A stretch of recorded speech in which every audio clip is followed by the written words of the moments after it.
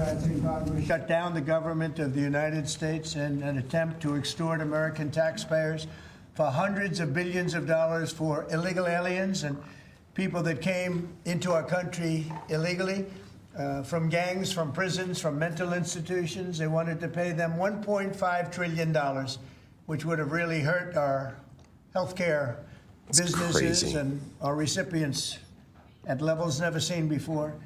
Today, we're sending a clear message that we will never give in to extortion, because that's what it was. They tried to extort. The Democrats tried to extort our country. In just a moment, I'll sign a bill exactly like we asked Democrats to send us all along, many days ago. This cost the country $1.5 trillion, this little excursion that they took us on. Republicans never wanted a shutdown and voted 15 times for a clean continuation of funding. There's never been a time when one or the other party ever didn't sign a continuation. It's just a continuation, not a big deal. It's a continuation, and we'll talk later. Yeah, and it's completely insane that they tried to flip it on the Republicans, trying to say that they were the ones keeping the government closed. That is completely insane. All they wanted to do was, well, they couldn't agree on what the budget was. So they made a continuing resolution, which basically keeps everything flowing the same as it is in the last presidency from Biden's term. Keep it flowing at those same rates. They voted no on that too. So it's like, what the hell do these damn Democrats want? They want people to suffer. They absolutely want the American people to suffer. Like there's no way around this. And the fact that they keep trying to flip it on the Republicans is crazy to me. Like the mental gymnastics you have to take something so simple and flip it into what they try to make it into. Crazy. Insanity. Yet the extremists in the other party insisted on creating the longest government shutdown in American history, and they did it purely for political reasons. I want to thank Speaker Mike Johnson, Senate Majority Leader John Thune, as well as House Majority Leader Steve Scalise, Majority Whip Tom Emmer, and numerous other great Republican leaders and congressmen and senators who are here and who frankly spent a long time in Washington getting this thing to go away. I also want to thank the broad coalition of Americans that stood with us in this fight to reopen government, including the Teamsters, the American Federation of Government Employees, the Fraternal Order of Police, AMVETS, the National Small Business Association, the American Farm Bureau, the American Trucking Association. These are all incredible patriots. The Airlines for America, the Allied Pilots Association, the National Air Traffic Controllers Association, and many, many others, unions and non-unions over the past. Yeah, and all of these unions are never voting Democrat ever again. I can guarantee you that. Last 7 weeks, the Democrats' shutdown has inflicted massive harm. They caused 20,000 flights to be canceled or delayed. They departed so many times, so late. People were hurt so badly.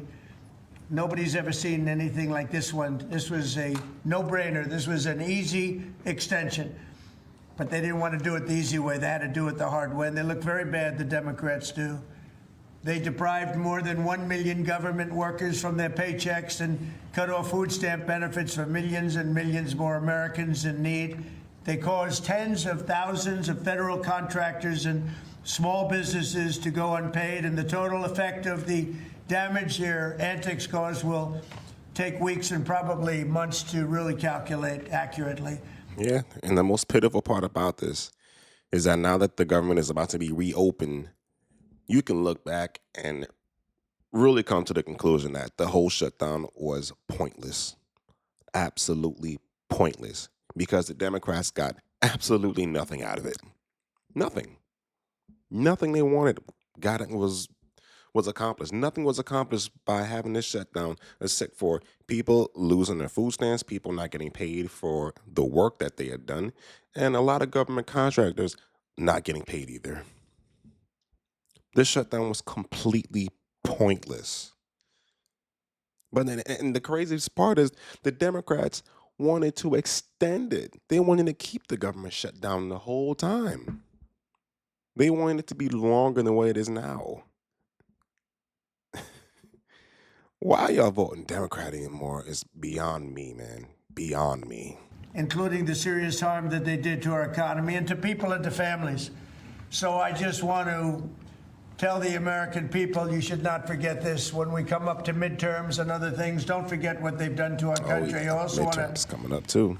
call for a termination to the filibuster so that this can never happen again. If we had the filibuster terminated, this would never happen again. And don't forget, we have another date coming up in the not too distant future. We can never let this happen again. And we should be able to pass really great legislation. So I say terminate the filibuster because, by the way, the Democrats will do it immediately if they ever assumed office, which hopefully they won't. Today we had the highest stock market price ever in all of the different markets. We set a record. It's the 48th time in the 9 months that I've been in office that we had this record set. So think of that, 48 times. That's a we fact. had a record set. That's a fact. But today is the highest of them all. We're going to break new grounds. Nobody would have thought. I have with us not only the great political leaders, but the great business leaders of our country. They're standing right behind me and right really alongside of me. And if we would have told them a year ago that we'd be having stock prices this high, none of them, in fact, I just asked them that question, none of them would have believed it. And that inures to jobs and, very importantly, to 401ks, which have also set a record today, a record high for the people that have 401ks. And also, I want to thank Walmart because they came up with a fantastic study. It was the cost of Thanksgiving coming up and the cost of Thanksgiving from a year ago under Sleepy Joe Biden, and we're 25% lower this year than we were a year ago. And it's a very inclusive report. So I want to thank Walmart. They've done it for many years, but we believe in that, and we believe in that company. I want to also thank the 8 Senate Democrats who finally did the right thing in voting to end this craziness, this madness. But unfortunately, the vast majority of congressional Democrats were happy for millions of Americans to suffer. They really did suffer, too. And that's a fact. And the Democrats admitted. They said, well, no, we finally have a point. Even though people have to suffer, we finally have a point. And that didn't work out too well for them. But they really And got absolutely nothing out of it.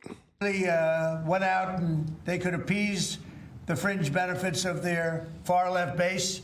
But that didn't work out because now their far-left base is angrier than ever before. We actually elected a mayor of New York City who happens to be a communist. When was that going to happen? Remember, I said all the time during my campaign, we will never be a socialist country. And that's right. We turned out to have a communist in New York City. Hey, yo, shout out to New York City. If y'all were the ones that voted for Mamdani to get into office, to become your mayor, congratulations, you played yourself. Thank God I don't live in New York City no more. And if you look at his views, those are the views of a communist, not a socialist.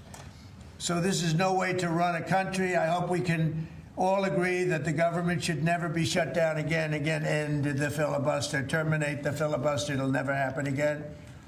So with my signature, the federal government will now resume normal operations, and my administration and our partners in Congress will continue our work to lower the cost of living, restore public safety, grow our economy, and make America affordable again for all Americans. Again, costs are way down. Energy is way down. Gasoline is at $2.50 a gallon versus $4.70 for the Democrats. And we think we're going to hit pretty close to $2 a gallon. That's like a really massive tax cut. It's the equivalent of that. And speaking of tax cuts, our great, big, beautiful bill is giving everybody in our economy, middle income workers, low income, everybody, the biggest tax cut in the history of our country. And it's no tax on tips, no tax on Social Security, and very importantly, no tax on overtime. You work overtime, there's no tax. That's among the things that add up to the biggest tax cut in history. And one other thing, you hear about rich people with deductions. Well, when you buy your car and you borrow money, you're allowed to now deduct the interest on that loan.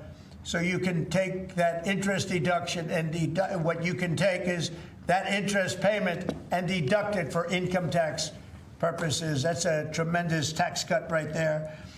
But it all includes fixing the healthcare system that Democrats broke with the disaster known as Obamacare. Obamacare was a disaster from day one.